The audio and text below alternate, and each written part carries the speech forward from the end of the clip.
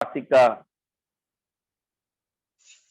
माननीय रुचि बौद्ध जी को बुलाना चाहेंगे।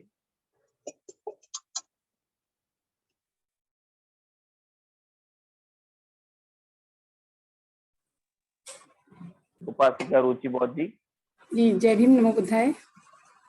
जय भीम। आप सभी का बहुत बहुत आभार कि आपने मुझे समय दिया इस वेबिनार में बोलने के लिए। सर्वप्रथम तथागत गौतम बुद्ध को नमन करते हुए, महामानव डॉक्टर भीमराव अंबेडकर को नमन करते हुए, मैं आप सभी को जय भीम, नमो बुद्धाय। जैसा कि आज का वेबिनार का टॉपिक है कि बुद्ध और उनका धर्म का वाचन चौथी बार किया जाए अन्यथा ना किया जाए, तो सर्वप्रथम हमें ये सोचना होगा कि बुद्ध और उनका धर्म है क्या, ये क्या है जिसका वाचन किया जा रहा है, इसका सार क्या है। इसका सार है जीवन में पवित्रता लाना। बुद्ध और धम्म है जीवन को पूर्णता को प्राप्त करना। बुद्ध और धम्म क्या है? अपने कर्मों में नैतिकता का विस्तार करना, मन को निर्मल बनाकर इस संसार को प्रेम और मैत्री से भर देना। यही है बुद्ध और उनका धम्म, जो हम सरल भाषा में कह सकते हैं। बुद्ध और धम्म का केवल यही उद्देश्य है कि इस संसार में भगवान बुद्ध द्वारा दिए गए पांचों शीलों को, मैत्री को, करुणा को, दया भाव को विस्तार पूर्वक प्रसारित करना और इस संसार को मैत्री और प्रेम से भर देना, इसके अलावा कुछ नहीं। यदि 1956 के बाद, ये इस धम्म क्रांति के बाद, 14 अक्टूबर की धम्म क्रांति के बाद कोई ऐसा धम्म ग्रंथ है जिसकी आवश्यकता इस पूरे समाज को है, तो वो है बुद्ध और उनका धम्म। इस ग्रंथ की आवश्यकता इस संसार को इसलिए भी है कि आज ये संसार भटक चुका है। इस संसार को एक मार्गदर्शन की आवश्यकता है जो मानवता का कल्याण कर सके, जो इस संसार को सही राह दिखा सके। संसार में और कोई ग्रंथ ऐसा नहीं है जो इस समाज को एक कर सके, मैत्री और दया करुणा भाव से भर सके। वो केवल और केवल बुद्ध और उनका धम्म है। हम बाबा साहब के आभारी हैं, उनको बार बार नमन करते हैं कि उन्होंने हमें महामानव बुद्ध से मिलवाया, दोबारा हमारे मन में ऐसा एक वैज्ञानिक दर्शन दिया जिसे हमारा जीवन उस करुणा भाव, मैत्री, दया और उस प्रेम से भर सके जिसकी इस समाज को आवश्यकता है। जब हमारे चारों ओर हिंसा व्याप्त है, मानव मानवता को खत्म कर रहा है, आपाधापी है, किसी को किसी के लिए समय नहीं है, अंधविश्वास है, जो कह दिया जाता है बस उसमें भीड़ की भीड़, हुजूम का हुजूम चल देता है, अज्ञान का अंधेरा फैला हुआ है, कोई कुछ सोचने को तैयार नहीं, बस अज्ञानता में जो करना चाहा करता जा रहा है। इस समाज में जो मानवता को नष्ट करता जा रहा है, उसके लिए नष्ट को फिर से उजारने के लिए, उसमें प्रकाश भरने के लिए हमें ऐसे ही धम्म की आवश्यकता है, बुद्ध और उनका धम्म। तो ये प्रासंगिक है कि इसकी आवश्यकता इस समाज को बहुत है, जो मानवता के लिए कल्याणकारी है। भगवान बुद्ध की करुणामयी सोच और उनकी प्रेममयी वाणी को फैलाने के लिए इस समाज में इस धम्म का वाचन होना नितांत आवश्यक है। विज्ञान और विज्ञान की सोच पैदा कर समाज को प्रगति की राह पर ले जाने के लिए भी हमें इस धम्म की आवश्यकता है। इस धम्म के बारे में हम दूसरी शब्दों में कह सकते हैं कि बुद्ध के प्रति ऐसा विश्वास है इस संसार का, इस जगत का, कि तर्क संगत है जो और बुद्धि संगत है जो, वही बुद्ध धम्म है, वही बुद्ध वचन है। तो ये जो हमारा बुद्ध और उनका धम्म है, ये ऐसा ग्रंथ है जो महाकल्याणकारी है और इस समाज को आज इसी की आवश्यकता है। तो इसका धम्म वाचन मुझे नहीं लगता समाप्त करना चाहिए और कंटिन्यू रहना चाहिए। इसी के साथ एक तुलनात्मक मैं उदाहरण देना चाहूंगी कि जब रामचरितमानस जो तुलसीदास की है, जिसका कोई भी सार्थक प्रमाण नहीं संसार में मिलता, उसका वाचन किया जा रहा है, उसको मजबूती से पेश किया जा रहा है समाज में, समय समय पर उसका पाठन किया जा रहा है। तो उसके कंपैरिजन में जो प्रासंगिक है, जो महाकल्याणकारी धम्म है, उसका अगर हम वाचन बंद करते हैं तो इस संसार में झूठ, असत्य जो मन में बैठ चुका है वो परमानेंट हो जाएगा।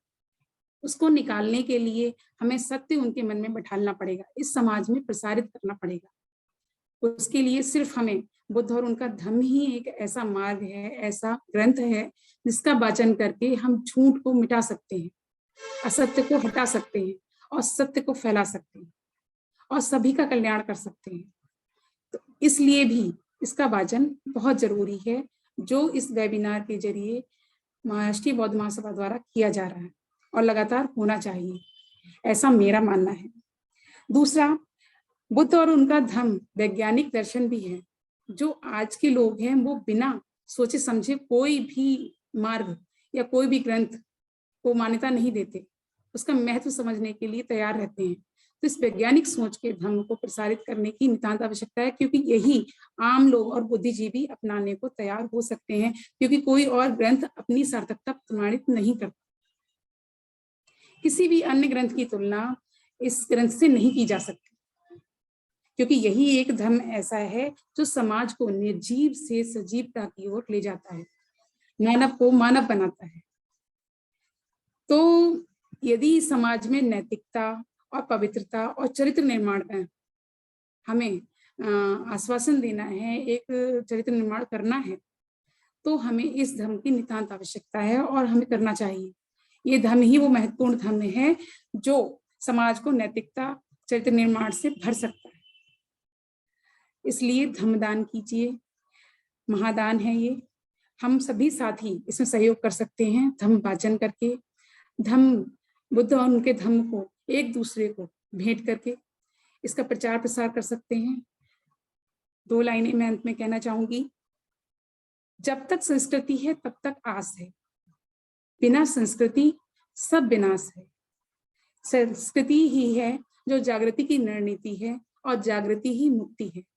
इसी के साथ मैं अपनी वाणी को विराम दूंगी। जय भीम, नमो बुद्धाय। बहुत बहुत आभार। और आपने बहुत ही अच्छा फीडबैक रखा है इसके लिए, और आप हमेशा से ही वाचन करते रहे हैं, वाचनकर्ताओं में से एक हैं। आपको सुनते रहे हैं हम लोग, और आपका वाचन करते हैं तो बहुत क्लियर करते हैं। और आपका नंबर मांग रहे हैं, प्रमोद कुमार जी हैं जम्मू कश्मीर से, उनका मैसेज आया है। हम आपको समय देंगे, आपने हैंड ब्रेक किया है, आपको समय देंगे। आगे के लिए मैं बुलाना चाहता हूँ माननीय राजकुमार जी गुना से। माननीय राजकुमार जी। जी सर, धन्यवाद। राष्ट्रीय बौद्ध महासभा के समस्त पदाधिकारियों को मेरा सादर जय भीम, नमो बुद्धाय। आवाज आ रही है ना सर? हेलो? आ रही बिल्कुल आ रही है। जी सर, थैंक यू। आज के इस वेबिनार में उपस्थित हमारे आदरणीय रमेश चंद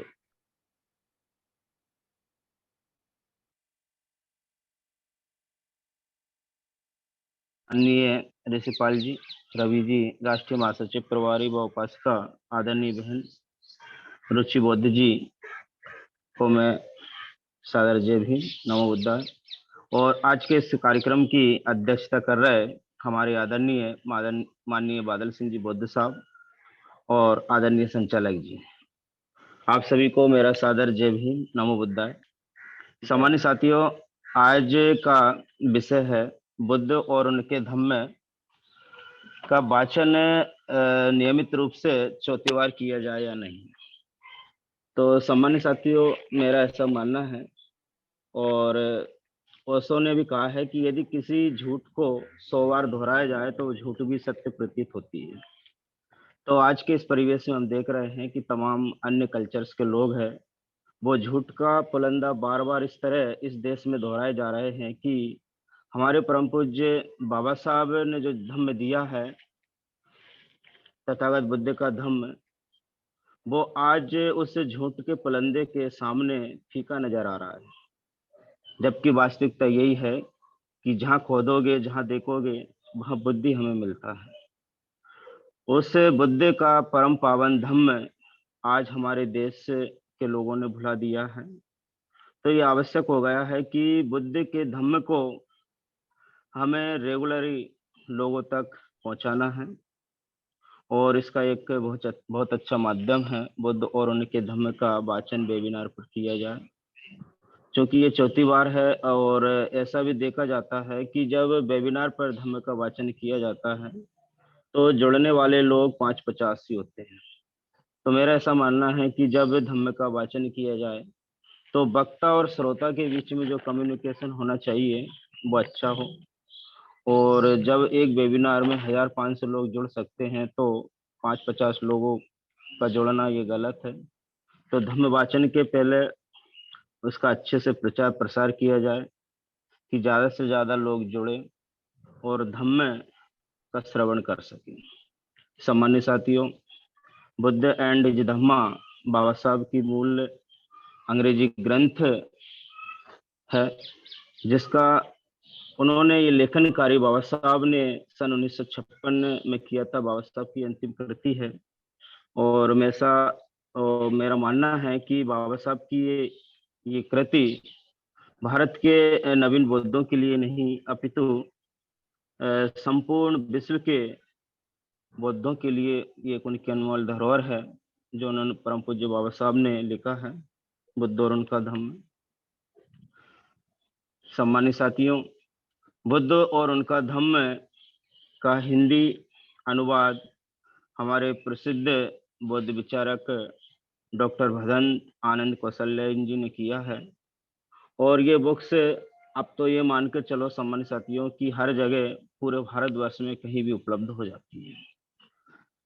सम्मानित साथियों, बाबा साहब की अंतिम कृति बुद्ध और उनका धम्म वास्तव में एक महत्वपूर्ण कृति है, एक महत्वपूर्ण ग्रंथ है, और जिसका सार यदि लोग समझ जाते हैं तो अपना जीवन सुखी और संपन्न, पवित्र व पूर्ण बना सकते हैं। तो साथियों, ऐसा मैं निवेदन करना चाहूंगा कि इस धम्म का वाचन चौथी बार पुनः किया जाए, और वाचन करने से पहले ये पूरी एक रणनीति बना ली जाए कि इस वेबिनार ग्रुप में ज्यादा से ज्यादा लोग जुड़े, ज्यादा से ज्यादा इसका लाभ ले सके। यदि लोग नहीं जुड़ते हैं तो वाचन करने का कोई औचित्य नहीं है, क्योंकि वक्ता के साथ साथ श्रोता भी नितांत आवश्यक है। इसी के साथ यही कहना चाहूंगा, हमारे आदरणीय और सीनियर साथी हैं, उनके भी फीडबैक जरूरी है। इसी के साथ साथ जय भी नमो बुद्धाय। धन्यवाद माननीय राजकुमार जी, जी थैंक यू। आपने अपने विचार रखे। आपकी प्रत्येक बात पे संगठन विचार करेगा और उसी के लिए ही फीडबैक लिया जा रहा है। जैसे कि हमारे संस्थापक महोदय ने बताया था कि उसमें कुछ म्यूजिक वगैरह जोड़ दें, ऐसा कुछ थोड़ा सा उसमें करेक्शन कर दें तो वो और अच्छा होगा। तो आगे के लिए मैं बुलाना चाहता हूँ माननीय ऋषिपाल रवि जी को, महासचिव हैं और प्रभारी हैं, माननीय ऋषिपाल रवि साहब।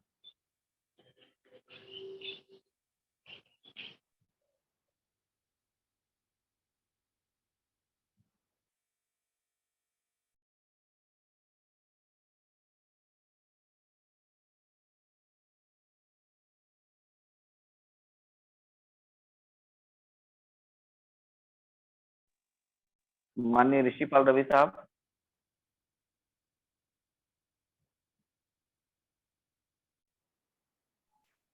अशोक जी, ऋषिपाल रवि साहब लगता नहीं जुड़ गया। ठीक है, आगे आगे मैं बुलाना चाहता हूँ माननीय विजय बौद्ध जी, महासचिव है, राष्ट्रीय महासचिव हैं, प्रभारी भी हैं, माननीय विजय बौद्ध जी।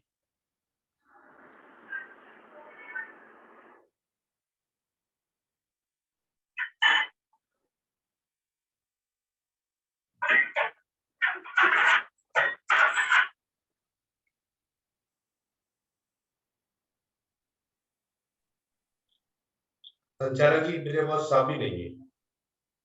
अच्छा, अभी जो भी अब हमारे स्पीच में जुड़े हैं वेबिनार में, अगर उनमें से भी कोई कुछ बोलना चाहता हो, फीडबैक रखना चाहता हो, तो अपना हैंड रेज कर दें, मैं उनको बुला लूंगा।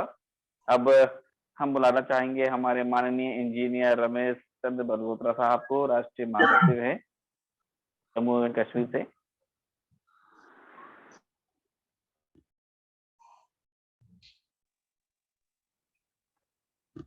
इंजीनियर रमेश चंद्र जी सर, जी मेरी सर। आवाज आ रही है?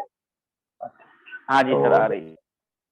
जैसा कि आज का वेबिनार है जो 7/9/2022 को feedback of Buddha and his Dhamma, तो इससे पहले भी एक वेबिनार हमारा पिछले बुधवार को हो चुका है, उसमें भी हमारे साथियों ने काफी फीडबैक दी है, और आज भी मेरे से जो पहले मेरे मतलब बोल चुके हैं उन्होंने भी काफी फीडबैक दिया है।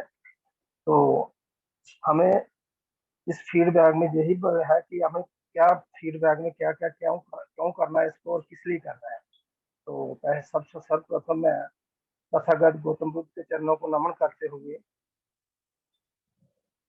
बाबा साहब डॉक्टर बी.आर. अम्बेडकर को नमन करते हुए, हमारे संस्थापक अध्यक्ष धर्मप्रकाश भारती जी, आज के अध्यक्षता कर रहे बादल सिंह बोध जी, और हमारे संचालक अशोक जी, और जितने भी हमारे साथी इस वेबिनार से जुड़े हुए हैं, और हमारे आज के जो वाचक हैं विजय बोध जी, ऋषिपाल राजकुमार जी, उपासका बहन रुचि बोध जी, इन सबको मेरा जय भी नमन। तो साथियों, हमें चौथी बार क्यों इसको कंटिन्यू करना है बुद्धा एंड हिज धम्मा को, तो इसका इसलिए हमें इसको कंटिन्यू करना है, इसके कई कारण है। तो मैं पहले ये बताता हूँ कि ये जो हमारा बुद्धा एंड हिज धम्मा एक पवित्र ग्रंथ है, एक अनमोल ग्रंथ है, जो हमें बाबा साहब ने 1900 अपने अंतिम दिनों में 1956 में हमें दिया, और इसका जो लेखा, जिसकी जो बुक्स बाद में निकली, तो ये हमारे लिए एक इतना पवित्र अनमोल रत्न है कि इसे हम जितनी बार पढ़ेंगे या जितनी बार सुनेंगे इतना ही कम है।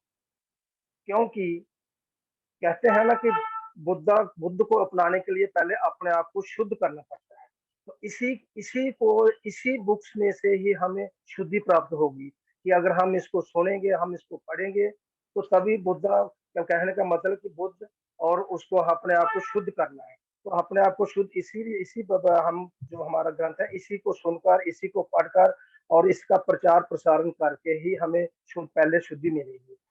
तो साथियों, बाबा साहब ने हमें एक तो ये बुद्धा और हिज धम्मा दिया, और दूसरा उन्होंने एक हमें सबसे पवित्र ग्रंथ जो दिया हमें, वो है हमारा संविधान। तो संविधान को भी उन्होंने 1947 में लिखा, जो हमें 1949 में उन्होंने हमें दिया। तो उसमें भी हमें लोगों को, जो हमारी मनुवादी शक्तियां थी, उन्होंने हमें उस वक्त वो हमें हम लोग, हमारे लोगों ने ना निजमा पढ़ा, ना हमारा संविधान पढ़ा, और जो मनुवादी ताकतें थी उन्होंने इन ग्रंथों को पढ़ना शुरू कर दिया, और इन ग्रंथों से क्या त्रुटियां निकलेंगी उनको उन्होंने सोचना और समझना किया कि इसमें क्या क्या त्रुटियां, और हम इसको कैसे इसको और तरीके से हम बना सकें। तो हमारे लोगों को दे दिया उन्होंने, दूसरे ग्रंथ दे दिए, रामायण दे दिया, महाभारत दे दी, जो फिक्टिशियस और फिक्शन स्टोरी पर आधारित है। तो इसलिए हमें ये ग्रंथ को बार बार पढ़ना इसलिए हमारे लिए जरूरी बन जाता है कि हम लोगों को अभी इसका ज्ञान ही नहीं हुआ है, क्योंकि ये जो हमारा ग्रंथ है ये साइंटिफिक ज्ञान और विज्ञान पर आधारित है। तो अगर हम ज्ञान और विज्ञान की बातें करेंगे तो इन्हीं ग्रंथों से हमें मिलेगा। दूसरे, हम किसी दूसरे ग्रंथ की हम आलोचना नहीं कर रहे हैं कि हम उसकी आलोचना करें, वो अपने तरीके से उसको अपनाते हैं, कैसे अपनाते हैं, उनकी आस्था उसके साथ जुड़ी हुई है, लोगों के सेंटिमेंट जुड़े हुए हैं, हम उनको क्रिटिसाइज नहीं करेंगे। लेकिन हमें जो बहुजन समाज है उसको उन अंधविश्वासों से हमें बाहर निकलना है, उस पखंडवाद से हमें बाहर निकलना, जो हमारे पर सदियों से हमारे पर थोपा गया है, जो सदियों से हम उसको झेलते आ रहे हैं। तो लेकिन हम इस वक्त भी अगर हम नहीं निकलेंगे जो ग्रंथ पढ़कर, या जो हमें बाबा साहब ने दिए हैं, अब जो हमें इसको अब इसका प्रचार हम इस वक्त भी नहीं करेंगे तो हमारे पास कौन सा वक्त आएगा, किस वक्त हम इसका प्रचार और प्रसारण करेंगे। तो इसलिए जो मैं इस राष्ट्रीय बौद्ध महासभा के इस प्लेटफॉर्म से जो मैं सभी लोगों से अनुरोध करता हूँ कि ये जो हमारा प्लेटफॉर्म है, इन्होंने हमें ये इन ग्रंथों को बाहर निकाला और इन ग्रंथों को हमें हमारे जन जन तक हमें पहुंचाने की कोशिश की। तो साथियों, हमें इसके लिए हमें इसको वेबिनार को तो कंटिन्यू करना ही करना है, लेकिन मैं एक इसके साथ और एक कड़ी जोड़ना चाहता हूँ कि जब तक हम छोटे-छोटे ग्रुप में हम गाँव तक, शहरों तक और इवन के मोहल्लों तक और इवन एक-एक घर तक नहीं पहुँचेंगे, लोगों को नहीं समझाएँगे कि ये ग्रंथ की क्या वैल्यू है, ये कि अनमोल ग्रंथ हमारे लिए क्यों ज़रूरी है, तो तब तक इस ग्रंथ का कोई मायने नहीं रह जाता, क्योंकि ये ग्रंथ लोगों को घर-घर में हमने उनको पहुँचाना है और घर-घर तक हमें छोटे-छोटे ग्रुपों में जाकर उनको समझाना है। और ये एक ऐसा ग्रंथ है जिसको मतलब समझाने के लिए हमें वक़्त चाहिए।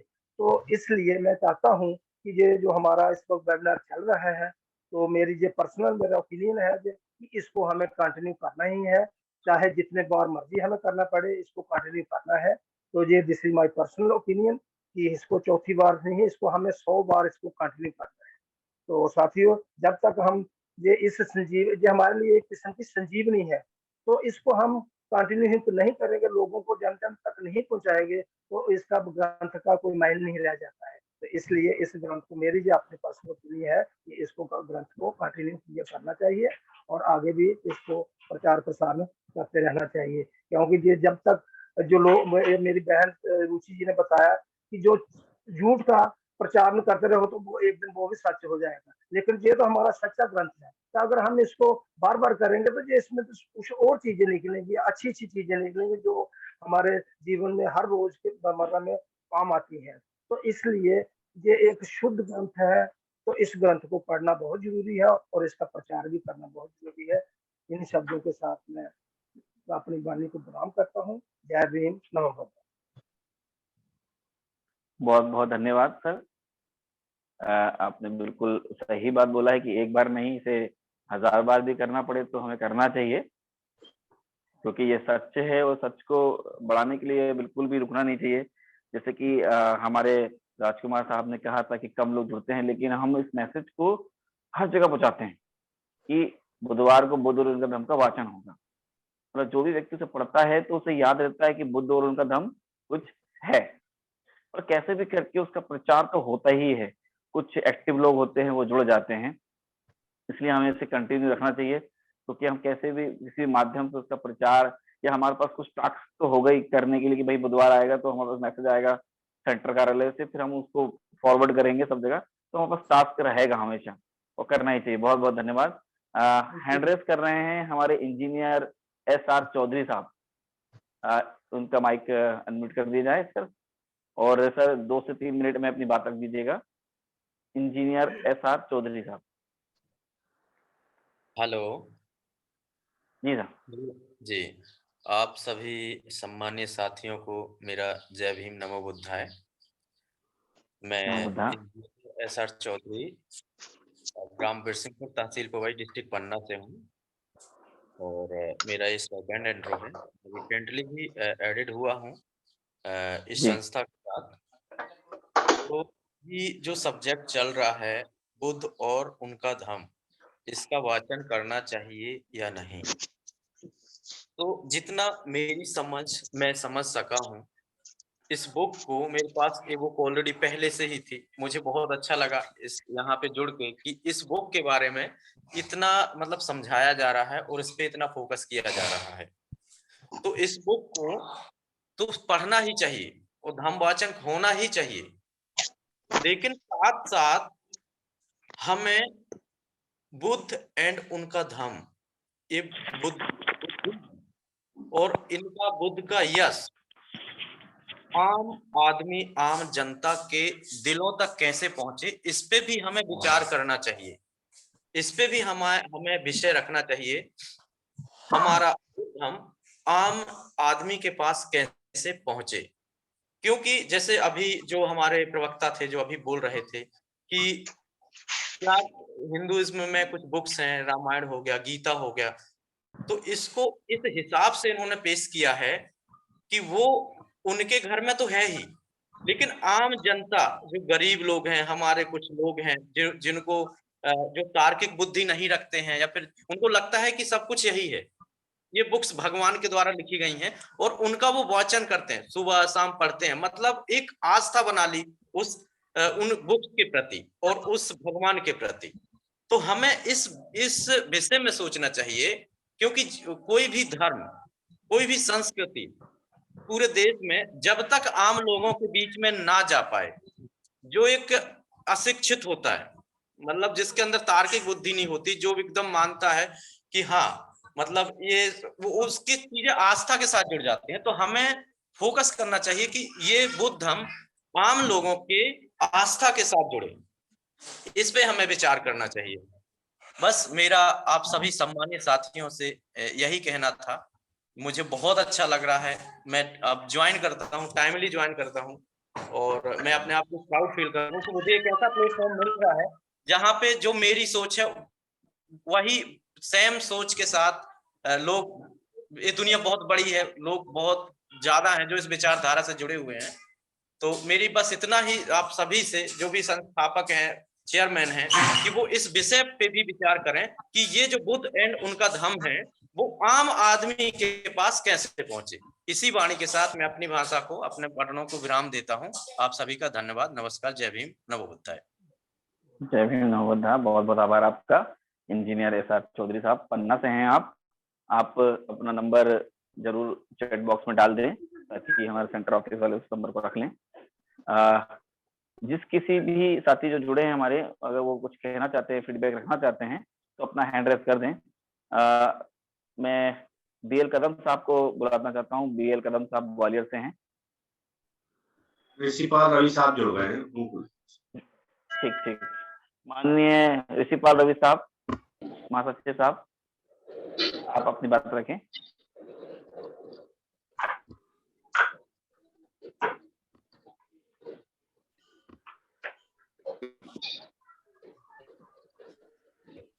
सभी भाइयों को मेरा सादर जय भीम, नमो बुद्धाय। जय भीम सर, जय भीम, नमो बुद्धाय। सर्वप्रथम मैं तथागत गौतम बुद्ध के चरणों में 3 बार नमन करता हूँ। बोधिसत्व बाबा साहब डॉक्टर बी.आर. अम्बेडकर के चरणों में मैं 3 बार नमन करता हूँ। और इस वेबिनार में जुड़े हुए आज के हमारे राष्ट्रीय अध्यक्ष मान्यवर धर्म प्रकाश भारती जी, बादल सिंह बौद्ध जी, कार्यवाहक अध्यक्ष, और जितने भी हमारे साथी इस वेबिनार में जुड़े हैं, सभी को मेरा सादर जय भीम, नमो बुद्धाय। साथियों, मैं तो आज थोड़ा लेट वेबिनार में जुड़ा, इसके लिए मैं माफी चाहता हूँ। एक्चुअली में ये समय घूमने का है, थोड़ा सा दूध लाने का है, घूमने फिरने का, दूध लाता हूँ मैं। तो मैंने शशि बहुत से निवेदन भी किया था कि मुझे जो है ना जोड़ा जाए, क्योंकि मेरा समय ये थोड़ा बिजी रहता शेड्यूल। लेकिन चलिए कोई बात नहीं है, अच्छी बात है। देखिए, जहाँ तक जो हमारा वाचन होता है बुद्धन धम्मा का, इसके संबंध में मैं बताऊं कि ये बहुत अच्छी चीज़ है, क्योंकि जब तक हम इसका वाचन नहीं करेंगे और हमारे परिवार के लोग या हमारे समाज के लोग इसे नहीं जानेंगे, तो फिर कैसे ये आम जनता तक पहुंचेगा। भाई, पहुंचाने वाले आम जनता तक कौन है? पहुंचाने वाले भी तो हम ही लोग हैं। यदि हम लोग इसे जानेंगे तो इसका प्रचार प्रसार करेंगे, और इसका प्रचार प्रसार जब होगा तो ये आम जनमानस की चीज बन जाएगी। अभी तो हमारे समाज के, हमारे परिवार के, हमारे ही लोग इसे नहीं जानते कि बुद्धन धम्मा क्या है और किन्होंने लिखा है और इसकी क्या उपयोगिता है और ये क्यों लिखा गया, किन परिस्थितियों में लिखा गया। ये सारी बातें जो है अभी तो हमारे अपने जो पढ़े लिखा तबका है, जो अपने को बुद्धिजीवी कहता है, अभी तो वो भी नहीं जानता। कई लोगों से बातचीत होती है तो वो जानते ही नहीं है ये बाबा साहब के द्वारा लिखा हुआ है। हाँ, ये तो जानते हैं कि बाबा साहब ने संविधान लिखा है, लेकिन बुद्धन धम्मा के संबंध में मैं समझता हूँ कि बहुत कम लोग जानते हैं। और अब ये जानेंगे कैसे? ये इसी टाइप जानेंगे कि भाई अगर जो इनका वाचन होगा, या जहाँ कहीं पर जैसे कि अभी कहीं पर जो है हमारे जो कार्यक्रम होते हैं, जैसे हमारे धार्मिक कार्यक्रम होते हैं, कई तरह के हमारे क्षेत्र में इधर कार्यक्रम होते हैं, जैसे कि गुरु रविदास जी की जयंती मनाई जाती है या बाबा साहब की जयंती मनाई जाती है, या और जितने भी हमारे महापुरुष हुए हैं यदि उनकी जयंती मनाई जाती है तो उसमें भी यदि इसका प्रचार प्रसार करें, या क्षेत्र वाइज जो भी हमारे धार्मिक कार्यक्रम होते हैं यदि उनमें भी हम इसका प्रचार प्रसार करें और जहाँ लोग जुड़े, भीड़ जुड़े और इसके संबंध में थोड़ा बताएं, तो मैं समझता हूँ कि ये जनमानस तक ये चीज पहुंचेगी और आम जनता को भी इसका क्या नाम है जानकारी होगी, और जब जानकारी होगी तो वो अपने परिवार को, अपने बच्चों को, अपने नाते रिश्तेदारों को उन्हें बताएंगे। क्योंकि देखिए ऐसा है, जिनसे हमारा मुकाबला है या जिनकी हम बात करते हैं उनका मीडिया तंत्र, उनका यानी कि हर तरह का तंत्र जो है इतना हावी है कि वो झूठ को भी सत्य साबित करने में लगे हुए हैं और झूठ बात को भी ऐसा प्रचार प्रसार करते हैं कि आम जनमानस झूठ पे ही चल रहा है और सारी की सारी व्यवस्था उनकी बिल्कुल असत्य पर आधारित है, लेकिन फिर भी चल रहे हैं। उसका कारण यही है कि पहली चीज तो ये है कि वो संगठित है, दूसरी चीज ये है कि उनका मीडिया तंत्र, उनका तंत्र इतना है कि सुबह से शाम तक, हम सुबह से उठते हैं और शाम तक यानी टीवी खोलते हैं, पेपर पढ़ते हैं, जितना भी है सब जो है हम असत्य बातें देखते हैं और उसी जो है उसी व्यवस्था में हम सुबह से शाम तक ढल जाते हैं।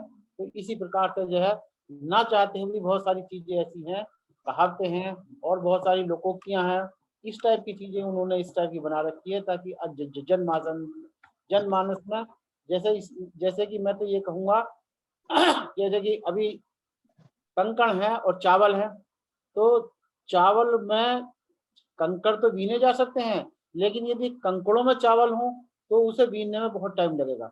इसी प्रकार से जो है उन्होंने इतना झूठ परोस रखा है, इतना झूठ परोस रखा है कि ये समझ में ही नहीं आता कि हम क्या किसे छोड़ें किसे माने। तो हम तो यही कहेंगे, मेरा तो यही निवेदन है कि देखिए ये बहुत अच्छी चीज है और ये चलना चाहिए। और मैं समझता हूँ कि अगर जो सुबह को हो रहा है तो यदि समय हो तो शाम के टाइम भी होना चाहिए, 8 बजे से भी यदि हो जाए तब भी बहुत सारे लोग जो है इसमें जुड़ जाएंगे, क्योंकि सुबह सुबह की उसमें जो है जितनी संख्या हमारी होनी चाहिए उतनी संख्या नहीं हो पाती। कई तरह के काम जो है सुबह को हमारे लोगों को हैं, और ये जो अब मैं समझता हूँ कि हमारे साथ जो लोग जुड़े हुए हैं वो सब 40 से अबव हैं, यानी 45 या 45 से अबव हैं। तो 45 से अबव होने के नाते क्योंकि वो सुबह सुबह जो है कई तरह के उन्हें काम रहते हैं, कई तरह की जिम्मेदारियां रहती हैं, तो मेरा तो ये निवेदन है कि सुबह के साथ साथ यदि शाम को भी ये कार्यक्रम हो, उदन धम्मा का वाचन हो, तो ज्यादा बेनिफिट होगा और ज्यादा लोग इसमें जो है भाग लेंगे और ज्यादा लोग इससे लाभान्वित होंगे। तो देखिए समय भी काफी हो गया है और मेरा अपने विचार हैं, यदि कहीं पर कोई किसी को मतलब कोई चीज ऐसी लगी हो कि जो मुझे नहीं कहनी चाहिए थी तो उसके लिए मैं वैसे क्षमा चाहता हूँ, लेकिन मेरी अपनी बात है ये।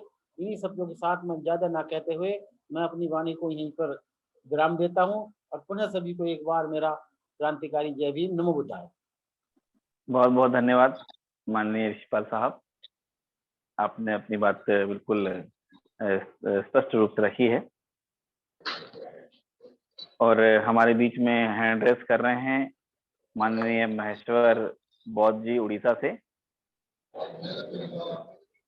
माननीय महेश्वर बौद्ध जी। मेरे वॉइस आ रहा है? जी सर, आ रही है, आवाज आ रही है आपकी। अशोक जी। हाँ जी, आवाज आ रही है आपको। महाकारुण्य Tathagata Gautam Buddha, Baba Saheb doctor B are Ambedkar, Baba Saheb से लेकर बहुजन समाज में जन्मे सभी साधु संत को मेरा बंदावी नमन बंधन से लेकर आज जितने भी इस वेबिनार पे जुड़े हुए हैं, हमारे सबसे पहले हमारा राष्ट्रीय अध्यक्ष, कार्यवाहक अध्यक्ष और राष्ट्रीय आचार्य से लेकर हमारा छोटे भाई अशोक जी से लेकर सभी साथी को मेरा नमो बुद्धाय, जय भीम। साथियों, सच में बताएं तो मैं एक्चुअली जब बहुजनों का जितना भी इतिहास रहा मैं थोड़ा थोड़ा पढ़ता रहा, लेकिन बुद्ध एंड धम्म कभी नहीं पढ़ा था। और बहुत सारी चीज पढ़ने के बाद ऐसे 4-5 साल 6 साल बीतने के बाद फिर एक बार मुझे पढ़ने का मौका मिला। जब मैंने उसको पढ़ा तो धीरे धीरे धीरे मुझे उसका ऊपर बहुत ही रुचि बढ़ गया और मुझे बहुत ही अच्छा लगा। और फिर बाद में मुझे ये नॉलेज में आया कि बाबा साहब ने उसको लिखने में बहुत मेहनत की है। और मैं तो कहता हूँ कि इतना वैज्ञानिक तरफ से इतना बुद्ध का विचार जो हमारे पास वो ला के दिए हैं, शायद अगर बाबा साहब ना होते तो ये बुद्ध का विचार हमारे पास नहीं आता। तो इस विचार को आज जो राष्ट्रीय बौद्ध महासभा जो हर बुधवार को चला रहे हैं, वो जितने भी जो संचालन कर रहे हैं, जो अध्यक्षता कर रहे हैं और जो लोग चला रहे हैं, वो सबसे ऊंचे से दर्जे के धन्यवाद की पात्र हैं। और उनका जितना भी नमन वंदन किया जाए वो शायद कम हो सकता है मेरी भाषा में। मैं इतना कहूंगा कि आने वाले दिन में इस देश को अगर कोई एक अल्टरनेटिव दे सकता है तो वो राष्ट्रीय बौद्ध महासभा ही दे सकता है। तो आने वाले दिन में आज बहुत सारे ऐसे हमारे संगठक की बड़े बड़े साथी जुड़े हुए हैं। हमें सभी लोग मिलकर आने वाले दिन में राष्ट्र से लेकर राज्य से लेकर ब्लॉक जिला से लेकर कैसे उसका बुद्ध इन धम्म का शिविर कैसे किया जाए, उसका संगीत कैसा किया जाए, जन जन तो कैसे पहुंचा जाए, एक आम आदमी एक अनपढ़ आदमी भी कैसे समझ पाए, उसके लिए हमको लिटरेचर को कैसे आगे बढ़ाएंगे, उसका ऊपर हम लोग कोशिश करना, सबको मिलकर कोशिश करना पड़ेगा। कि जो लोग झूठे विचार को शिविर कराते हैं, 5 दिन 10 दिन महीना भर करते हैं और लोगों को फैलाते हैं, और हम वैज्ञानिक और सही चीज को जो अंतर्राष्ट्रीय ग्रंथ है उसको हमें को करना पड़ेगा। और दूसरे को कोई करता है तो वो अलग बात है, लेकिन दायित्व अभी हमारा ऊपर आ गया है कि राष्ट्रीय बौद्ध महासभा के ऊपर बहुत दायित्व है। और इस दायित्व को और भी दायित्व हम सभी को लेना पड़ेगा। और हम लोग दायित्व लेते आ रहे हैं और दायित्व भी लेंगे। और मैं इतना कहूंगा कि आने वाले दिन में राष्ट्र बुद्ध इन धर्म का शिविर भी हम लोग करना पड़ेगा, बुद्ध इन धर्म को संगीत भी करवा, उसके लिए लोक कथा में कैसे हम लोग पहुंच पाए, लोगों के पास कैसे पहुंच पाए, जो विद्वान है उनके पास तो पहुंचेंगे, साथ साथ में जो अनपढ़ है, जो मूर्ख है, जो गंवार है, उनके पास भी कैसे बुद्ध इन धर्म पहुंच सके, उसका भी हम लोग को सबको मिलके उसका रास्ता निकालना पड़ेगा। और उसके लिए भी व्यक्तिगत रूप से मुझे भी जो दायित्व जो कर्तव्य दिया जाएगा मैं उसको निभाने के लिए हमसे तैयार रहता हूँ और तैयार रहूंगा। और ये जो जूम के माध्यम से हमारा जो चल रहा है, इसको तो हम बार बार कहेंगे, उसको चलाना चाहिए, उसको पढ़ना चाहिए। और कभी कभी ऐसा हो जाता है कि हमको भी बहुत इमोशनल होना पड़ता है कि बाबा साहब ने हमें बहुत कुछ दे के गए हैं और हम लोग इतना नालायक हैं कि हम लोग उसको और जितना फैलाना चाहिए हम लोग उसको फैला नहीं पा रहे हैं। मन में बहुत दुख है, लेकिन उसको हम लोग जरूर करेंगे। अब मुझे कहने का मौका दिया गया और मैं सभी को संचालन हमारे छोटे भाई को से लेकर और जो आज सभापति तो कर रहे हैं सभी को मैं अपनी तरफ से नौ बुधाए सप्रेम जय भीम। बहुत बहुत धन्यवाद महेश्वर साहब। आपने जो बातें कही हैं वो बिल्कुल सही है। में धम्म संगति शाम को हमें घर घर करना है, अगर संगठित नहीं हो पाते, जुड़ नहीं पाते तो घर में करना है। ऐसा हमें निर्देशित करते रहते हैं हमारे के बॉस साहब, हमारे संस्थापक महोदय, कि सुबह ये करो, सुबह प्रिपेयर हो जाओ, शाम को फिर बुद्ध के धम्म संगति करो। आप कहीं ना कहीं कुछ करो, किसी ना किसी के घर में करते ही रहो। और जब हम जुड़ते हैं यहाँ पर तो कई सारे जो सीनियर लोग हैं उनसे कई सारी चीजें पता चलती हैं जिसे हम वापस समाज में जाके बताते हैं, जैसे हमने बताई हैं। बीएल कदम साहब मुझे दिख रहे हैं। मैं बीएल कदम साहब से भी निवेदन करता हूँ कि वो भी अपना फीडबैक रखें। सभी को जय भीम नमोबुद्धा। संसार की मानव जाति को समता, स्वतंत्रता, बंधुता और न्याय की शिक्षा देने वाले तथागत सम्यक संबुद्ध बुद्ध से लेकर बुद्ध सत्व परम पूज्य बाबा साहब अम्बेडकर, मुंबर कांशीराम साहब, सभी महामानवों का अभिवादन करते हुए राष्ट्रीय बौद्ध महासभा के संस्थापक आदरणीय धर्मप्रकाश भारती साहब, आदरणीय आज के अध्यक्ष महोदय एवं कार्रवाई के अध्यक्ष आदरणीय बादल सिंह बौद्ध साहब, और आज जूम में जुड़े हुए सभी पूरे देश के प्रमुख साथी सभी को मेरा जय भीम नमो बुद्धाय। सर, जो आज चौथी बार बुद्ध और उनके धम्म का वाचन किया जाए या न किया जाए, इसका फीडबैक है तो उसमें कुछ संशोधनों की आवश्यकता है। मैं ये चाहता हूँ, मेरी सोच ये है कि हमने अभी इसको 3 बार हमने अध्ययन कर चुके हैं।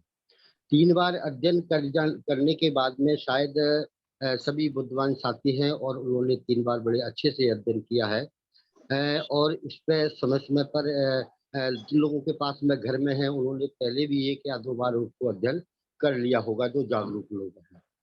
तो इसमें हमने अभी तक क्या सीखा है, क्या नहीं सीखा है, तो बिना पैनल बनाए, बिना किसी वक्ता को पैनल बनाए महीने में आखिरी बुधवार को एक कार्यक्रम रखा जाए जिसमें किसी भी व्यक्ति से, किसी भी उपासक से किसी भी क्वेश्चन के लिए कहा जा सकता है कि भाई आपको उस क्वेश्चन का आंसर देना है।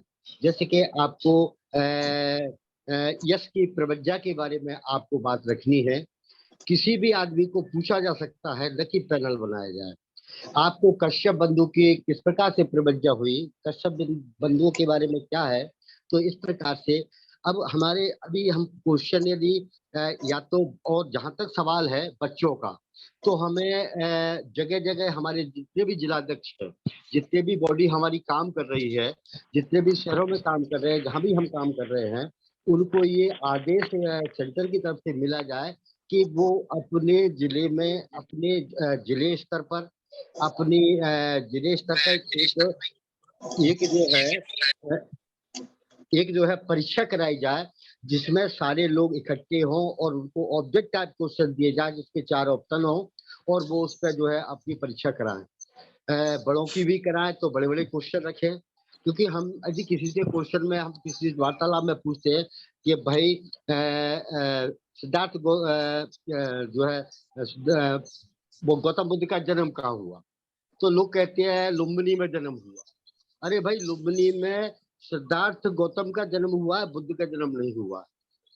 ये छोटे नंद किसका पुत्र था, या शुद्धोधन के पिता का नाम क्या था, शुद्धोधन कितने भाई थे, ये छोटे छोटे जैसे क्वेश्चन है, उसके ऑब्जेक्ट आप बनाए जाए और जिले में लेवल पर अपनी अपनी परीक्षा कराई जाए। और जूम पे हम सडनली क्वेश्चन पूछे जाए, किसी से भी सडनली पूछे जाए कि 2-3 बार हम लोग पढ़ चुके हैं, हम लोग ऐसे।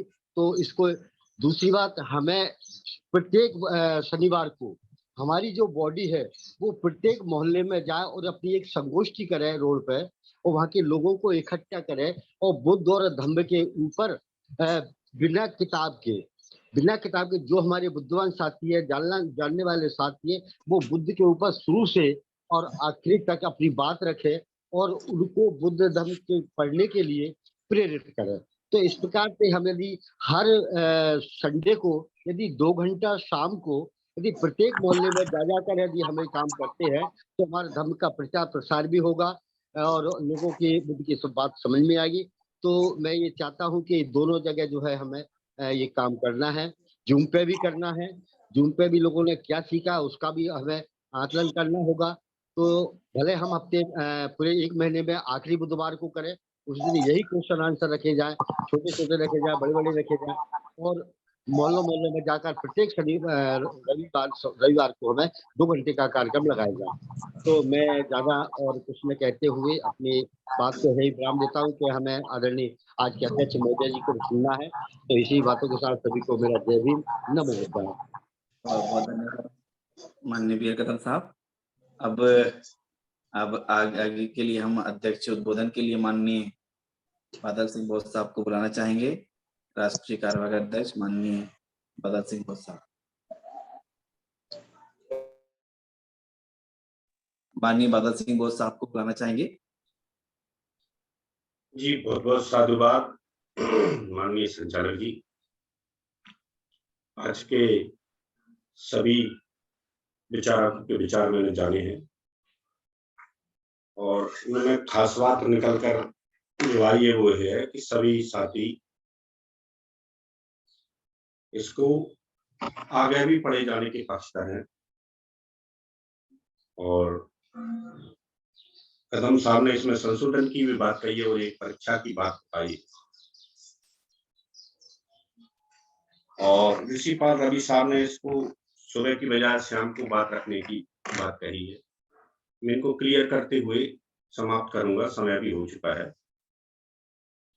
हम सभी साथी जानते हैं कि बुद्ध एक अवस्था है,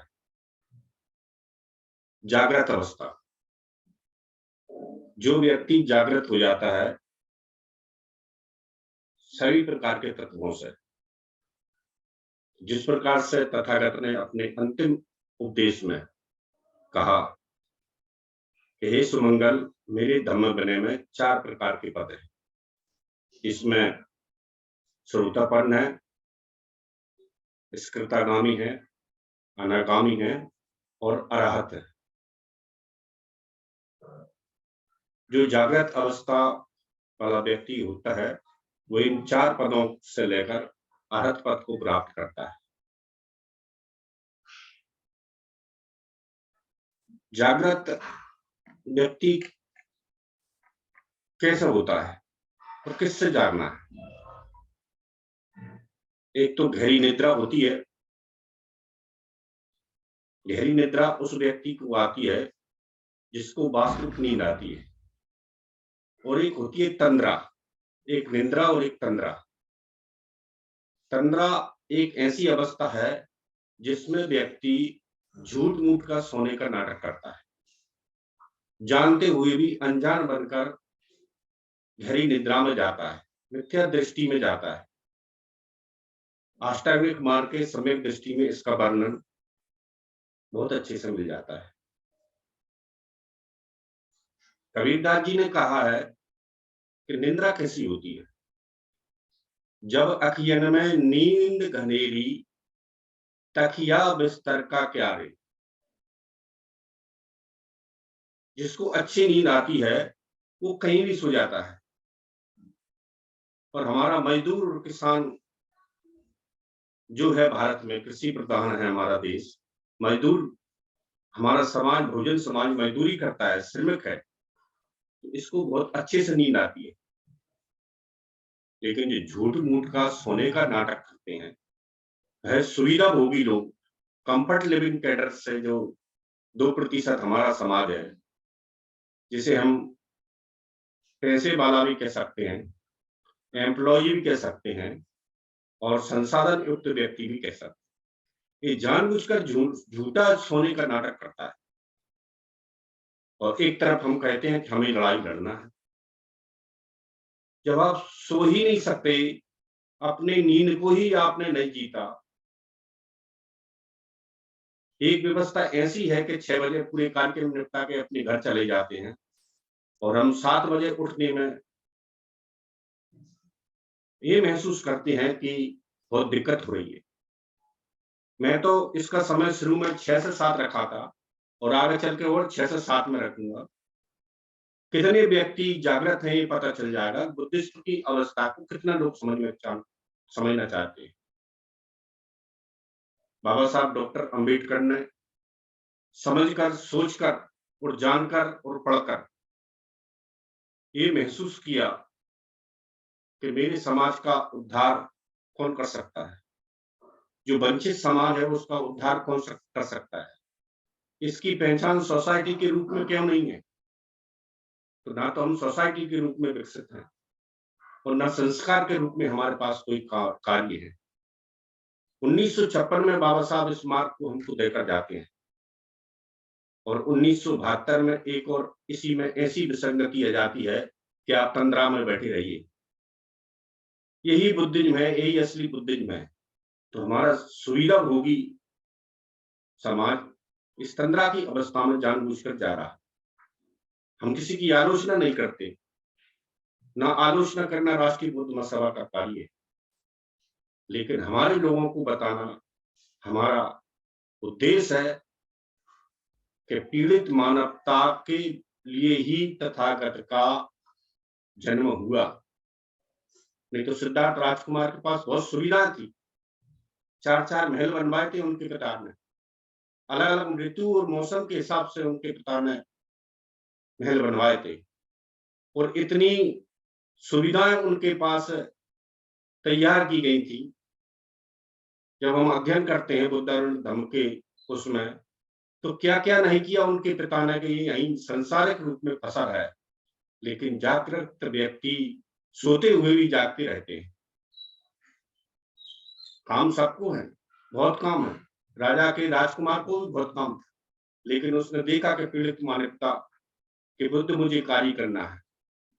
समस्या बहुत बड़ी थी, छोटी समस्या से उनका घर से निष्कर्षण हुआ था, लेकिन इस समस्या ने बड़ा रूप ले लिया था। बुद्धेन धम्मा में हमने पढ़ा, 3 बार पढ़ा, लेकिन हम उसको समझ नहीं पा रहे हैं।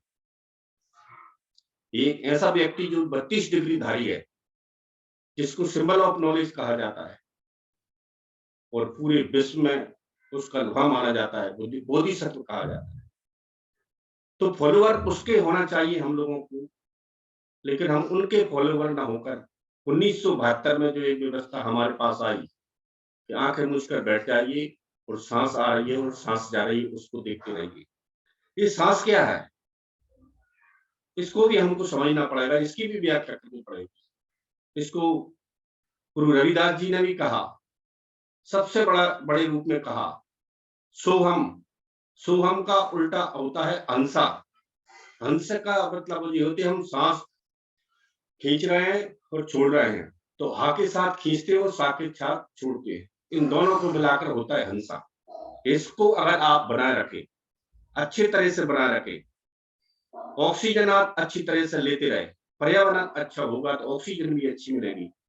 बहुत बड़ा इसके अंदर दर्शन छुपा हुआ है सोहम के नीचे। कई बार आपने रविदास जी का ऐसा फोटो देखा होगा, तो यहाँ पंजाबी और हिंदी में लिखा रहता है सोहम, उसका यही अर्थ है।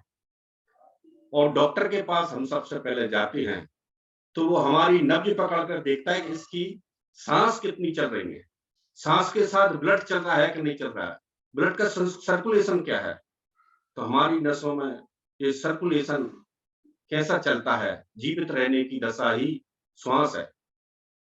तो हमने अधिकतर बाबा साहब की बात को 1956 से नहीं माना और 1972 से जो व्यवस्था चली उसके हम ज्यादा से ज्यादा सुविधा भोगी लोग इसके फॉलोअर बनते चले गए, और गरीब और मजदूर और बहुजन समाज, मूल्यवासी समाज जो मेहनत करता है, दुख में जीता है, अवसाद में भरा पड़ा हुआ है, उसको इस सांस से क्या मतलब, वो तो मेहनत करता है, कमाता है, खाता है, तो इससे हमारे समाज का ज्यादा उद्धार नहीं होने वाला है। इसी समाज का उद्धार समाज से दूर,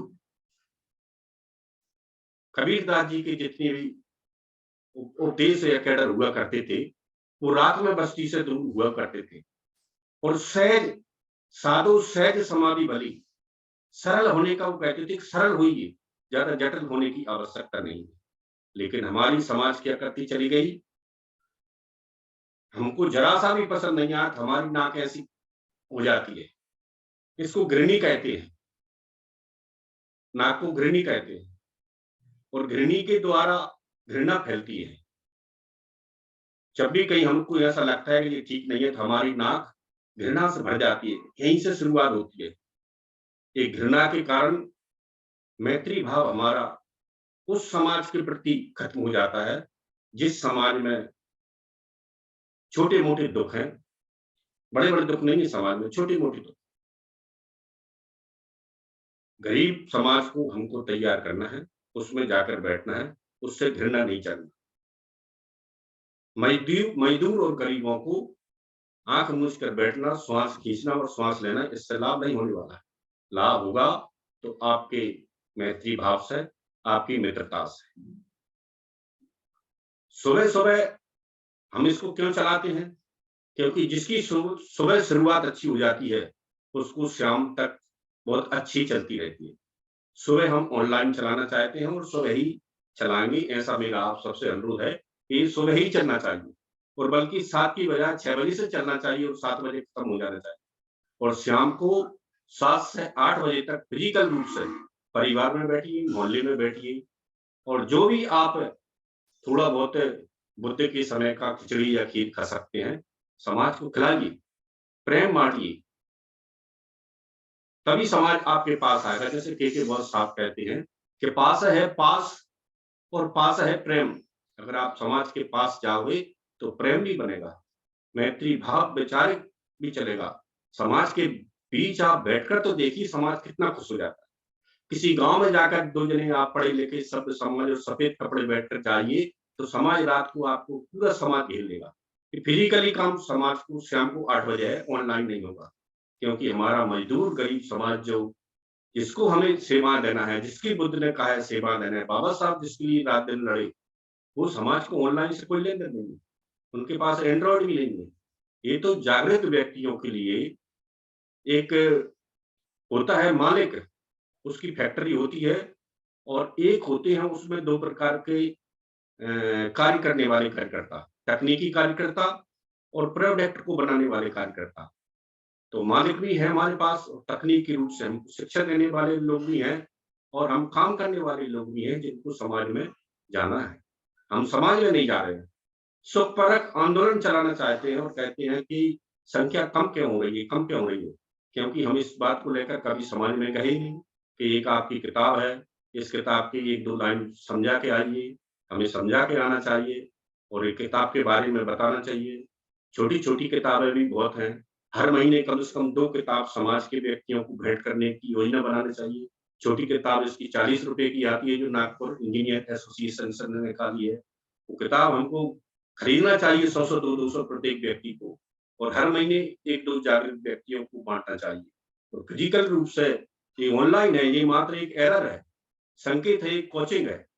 ऑनलाइन क्या है? एक कोचिंग जो लगभग 45 मिनट की होती है, लेकिन चलना हम सबको होगा।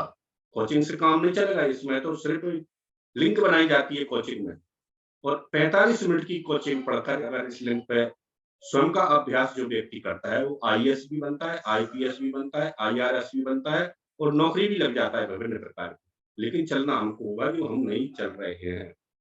इस बात का डर बाबा साहब को था। उन्होंने लिखा था कि बुद्ध धम्मा का भारत में भविष्य क्या होगा?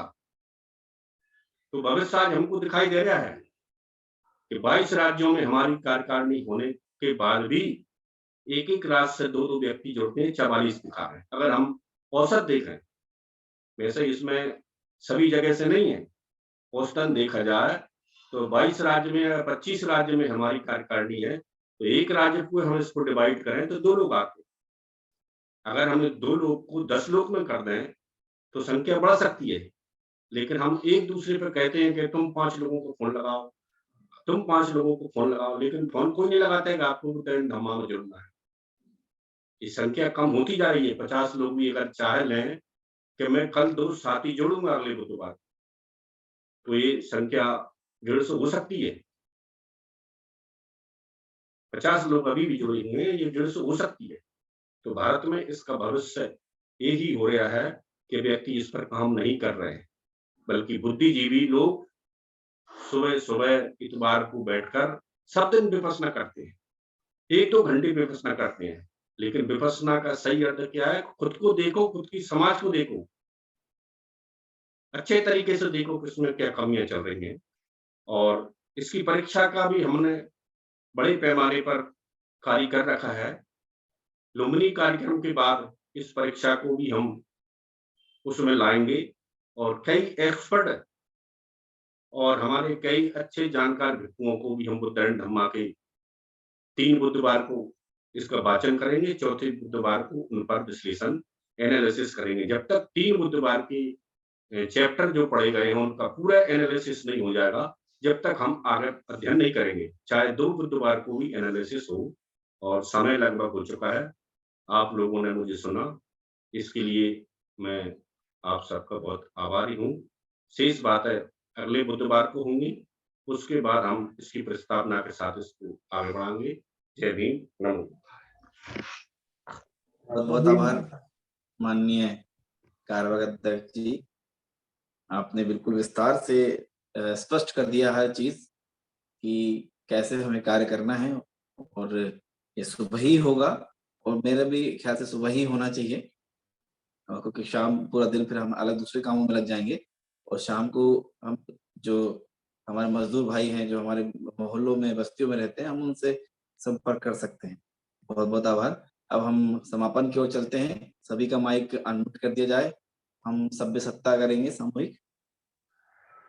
सभी अपने हाथ जोड़ लें।